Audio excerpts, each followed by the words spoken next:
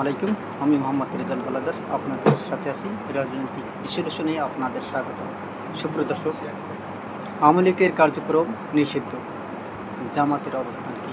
আসুন এটা নিয়ে কিছুটা বিশ্লেষণ করি। দেখেন, কথায় আছে, মানুষ যেই কূপ পাতে সেই কূপে সে নিজেই পড়ে।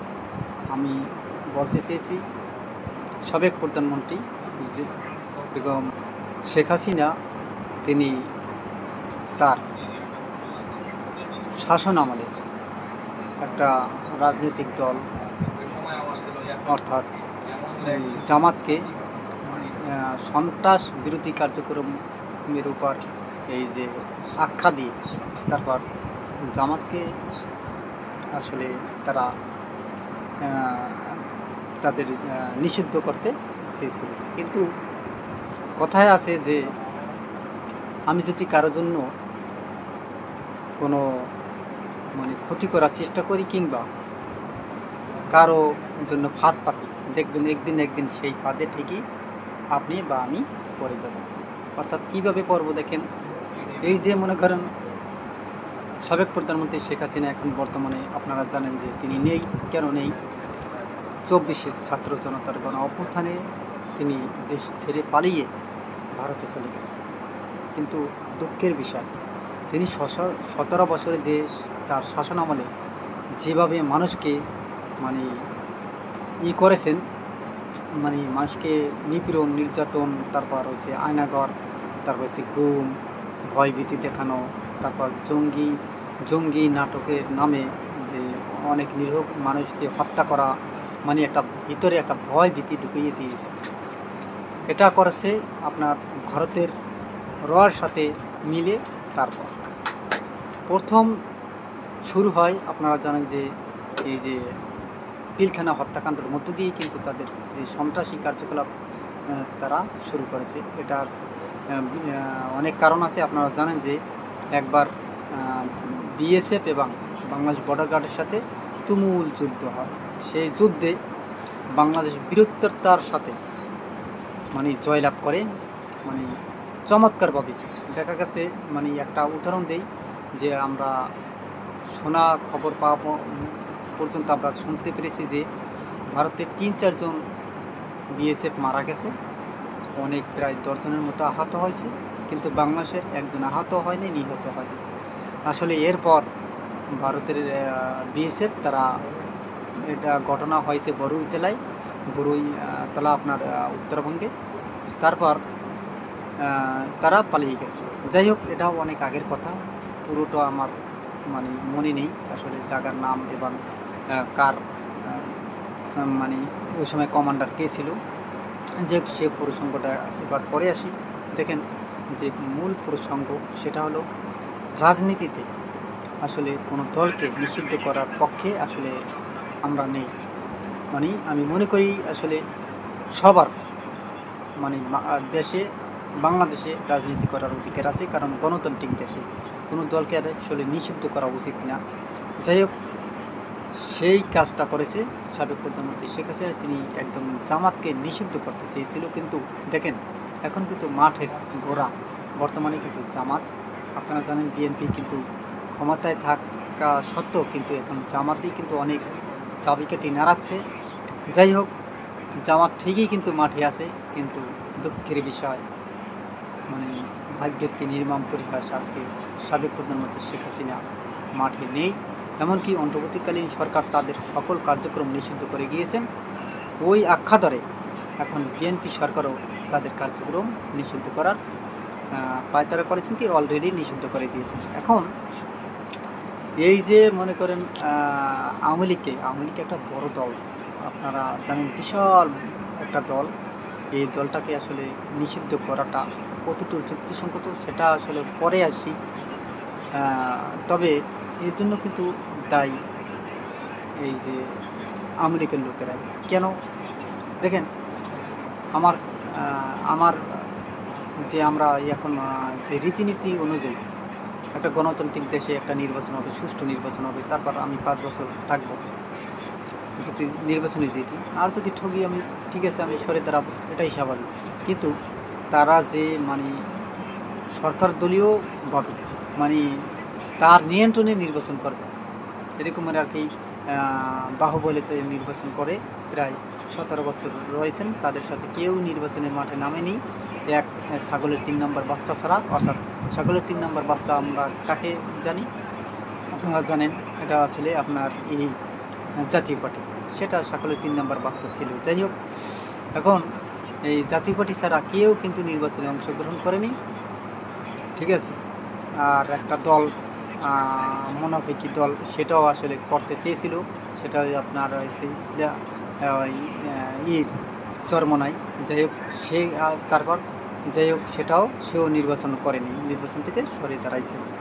যাই হোক, এখন আমরা যে প্রসঙ্গটা তুলে আসি, এখন আওয়ামী লীগের মতো একটা বড় দলকে নিষিদ্ধ করা কতটি আসলে যুক্তিসঙ্গত, এটা কিন্তু একটা বিষয়। দেখেন, বাংলাদেশে কিন্তু দুটো দলই সবচেয়ে বড়, 1 নম্বর হয়েছে বিএনপি, 2 নম্বর হয়েছে আওয়ামী লীগ, 3 নম্বরে কিন্তু জামাত। যাই হোক, এখন কিন্তু 1 নম্বরে বিএনপিই আছে, বিএনপি 1 নম্বরে ছিল, 1 নম্বরই আছে, কিন্তু মধ্য থেকে আওয়ামী লীগ কিন্তু নাই, অর্থাৎ 0 দলে চলে গেছে। এখন দ্বিতীয় দলে আছে কে? জামাত। এখন কথা আছে যে যাকে দেখে চক্ষু দান তারে দেখলে হয় অপমান, এই কথাটা আমি বলতে চেয়েছি এই জন্যই। আপনারা জানেন যে যখন সাবেক প্রধানমন্ত্রী শেখ হাসিনা বাংলাদেশে আসে, কার মাধ্যমে আসে? গোলাম আজমের মাধ্যমে। যাই হোক, সে কি আপনার জামাত ইসলামের ছিল, তার পায়ে সালাম টালাম করে তারপর আসার পর প্রথম তার সাথে নির্বাচন করছে, তারপর কি নিয়ে বাজছে, তারা আবার তার কাছ থেকে সরে দাঁড়াইছে, তারপর আবার বিএনপির সাথে করছে। যাই হোক, তারপর আবার সেই 17 বছর থাকাকালীন অবস্থায় মানে জামাতকে একদম পঙ্গু করে দেওয়ার জন্য মানে যত রকম চেষ্টা তিনি চালিয়ে গেছেন, সকল চেষ্টাই তিনি করেছেন। এমনকি জামাতের বড় বড় নেতাদের মানে যুদ্ধ অপরাধী মানে আখ্যা দিয়ে তাদেরকে মেরে ফেলেছে। কিন্তু এর ভিতরে কিন্তু অনেক ভালো লোক ছিল, তাদেরকেও যুদ্ধ অপরাধীর আখ্যা দিয়ে মারা হয়েছে। এর প্রকৃষ্ট উদাহরণ হয়েছে আপনার দেলোয়ার হোসেন সাঈদী, তিনি কিন্তু বরিশালের আমাদের এলাকারই, তিনি কিন্তু আসলে যুদ্ধ অপরাধী না, সে সময় বয়স ছিল মাত্র 12 থেকে 13 বছর। একজন 12-13 বছরের যুবক কোনো দিন আপনার যুদ্ধ অপরাধী হতে পারে না। যাই হোক, এটা তিনি বাহুবলে করেছেন এবং দেলোয়ার হোসেন সাঈদী উপরের দিকে তাকিয়ে আল্লাহর কাছেই বিচার দিয়ে গেছেন যে এমন একদিন আসবে, সেই কথাগুলো বলেছেন, এমন একদিন আসবে তোমরা এই দেশে থাকতে পারবে না, তোমার মামার বাড়ি ইন্ডিয়া গিয়ে তোমাদের থাকতে হবে। ঠিক বাংলাদেশের মানুষ কিন্তু ওই গাছ ধরে নাড়া দিয়েছে এবং তিনি ডরে ইন্ডিয়া শেষমেশ পালিয়ে গেছে। আসলে মহান আল্লাহ পাক রাব্বুল আলামিন কিন্তু সব জানে, সব দেখে, সব কিন্তু বোঝে। মানুষের মনে যদি কষ্ট দেয়, মানুষকে যদি নির্যাতন করে, মানে একদম ক্ষমতার অপব্যবহার করে, তার পরিণতি এরকমের। এর আরও প্রকৃষ্ট উদাহরণ হচ্ছে সাদ্দাত, তাকে মাটির সাথে মিশিয়ে দেওয়া হয়েছে। যাই হোক, এখন বর্তমানে আসলে আওয়ামী লীগের কার্যক্রম সম্পূর্ণ নিষিদ্ধ করে দিয়েছে এখন বর্তমান সরকার। আগে তো দিয়েছিল আপনার অন্তর্বর্তীকালীন সরকার, এখন বর্তমান বাকিটা দিয়েছে বর্তমান সরকার। যাই হোক, এখন মনে করি আসলে এই যে জামাতকে নিষিদ্ধ করেছে যে সময় আওয়ামী লীগ, এখন তো জামাত ঠিকই তারা নির্বাচন করেছে এবং বিরোধী সরকারের দায়িত্ব পালন করছে খুব বলিষ্ঠভাবে, সুন্দরভাবে। অর্থাৎ আসলে কথায় আছে যে আল্লাহর হুকুম ছাড়া গাছের একটি পাতা লড়ে না। আল্লাহ যাকে উঠিয়ে দেবেন তাকে না মানার কোনো কেউর ক্ষমতা নেই, এটা প্রমাণিত বারবার। এই জামাত অনেক কিন্তু নির্যাতন সহ্য করেছে, অনেক তাদের নেতা কর্মীদের তারা মেরে ফেলেছে, কিন্তু তারপরেও তারা কিন্তু এই ৭৬টা আসন পেয়ে এখন বিরোধী দলের সরকারের ভূমিকা পালন করছে আর আওয়ামী লীগের নামে নেই বাংলাদেশ। এটা আসলে এত বড় একটা দল, তাদের আসলে এখন ভূমিকাই নেই। এটা সত্যি একটা দুঃখজনক ঘটনা, আর কিছু নেই। তবে এর জন্য দায়ী আওয়ামী লীগের বড় বড় যে নেতাকর্মীরা ছিল তারাই। কারণ তারা বারবার শেখ হাসিনাকে ফুসলিয়ে ফাসলিয়ে নির্বাচন করার মানে একচেটিয়া নির্বাচন করার জন্য তেল মাখছে। সেই তেলে শেখ হাসিনা পরে সেও এককভাবে নির্বাচন করছে, এককভাবে ক্ষমতায় থাকছে, এককালে জীবনের মনে পশ্চা তারপর বাংলাদেশ থেকে চলে গেছে, বিদায় নিয়েছে। জীবনে আর আওয়ামী লীগ আসবে কি না আমাদের জানা নেই।